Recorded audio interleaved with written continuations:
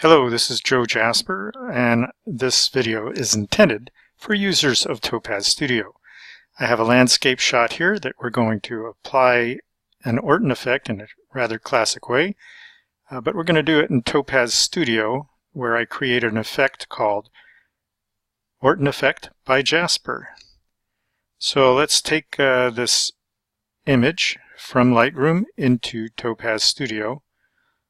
There are some initial adjustments I've made here to get ready for that. But let's hop into Topaz Studio. And we're going to edit with a copy of the Lightroom adjustments. That way we have the original preserved. Here's our image, and no adjustments going on yet.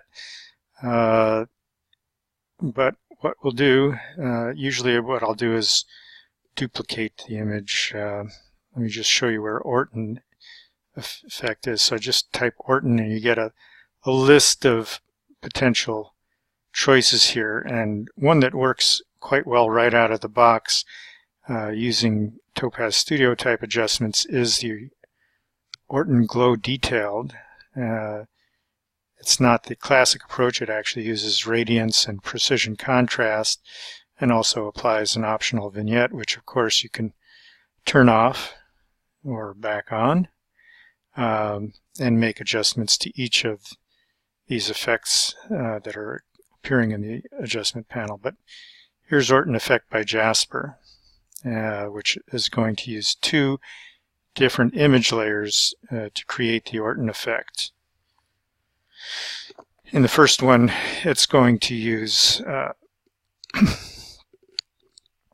both brightness, contrast, and blur effect. But let's duplicate the image first so that we can drag it over, and also for comparison for before and after. And again, type in Orton Effect or Orton. Go to Orton Effect by Jasper, and we'll drop down the image layer, first of the two image layers, and you'll see that it has brightness, contrast control, and blur in it. We'll drag over the original image into that frame, and already the grass is looking a little brighter and a little softer. And if we want, we can bring that effect opacity up so you can see even more brilliance coming in. So this is again a combination of brightness, contrast, and blur. But I don't want it everywhere. I could use a mask and simply mask out the barn where I want to preserve detail with a black brush. Maybe mask out some of the sky that's now becoming too bright. But the other way to do this is to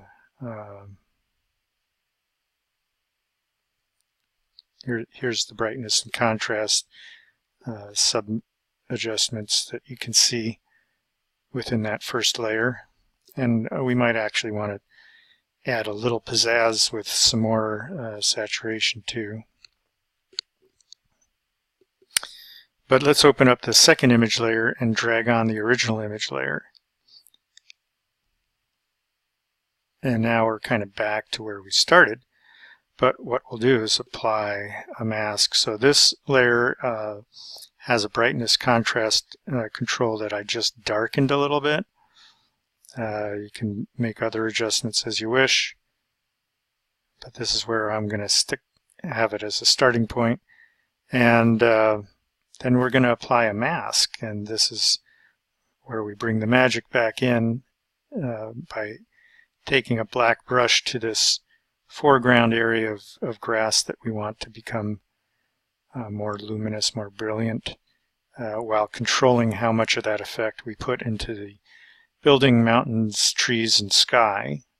So if I start out with a black brush, that'll allow the underlying image with the Orton effect on it to show through. So I'm going to start out with a pretty big hard brush here, still edge aware, to bring that Orton effect, as you can see now, popping in with a softer, more brilliant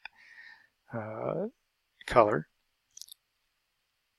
And then in the mountains, perhaps I want, and trees, I want some of that effect, but not all of it. So I use a lighter gray. It's edge-aware, so my building is preserved, but if I go to white, pure white, I can get rid of any of the Orton effect. Use a smaller edge-aware brush and make sure that my building where I want all my detail preserved is not included in the Orton effect. And then the sky, perhaps I want even less effect than the mountains, so I go with an even lighter gray, and I'll do this pretty quickly and get a little sloppy onto the tops of the mountains. But here we go. We're pretty much done. There's the before. The foreground looks kind of flat, lifeless, and here it becomes more brilliant. And if we want, we can even increase that further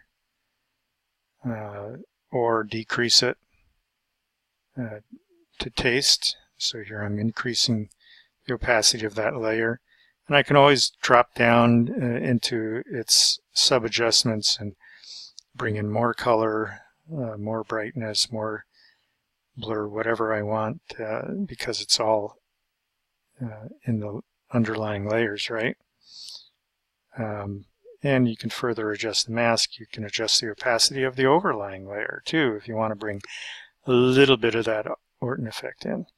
Here I think I want a little more detail in some of the grasses, but using this light gray is too much. It's contrasting too much with my Orton effect, so I'm going to go with a darker gray but not a black, and you can see it brings in some of the grass detail in the foreground that I like. And so that's pretty much it. Here's again is the before and the after, and that's the Orton effect, a nice brilliant but softer look to bring some highlights in. Try it out, let me know what you think.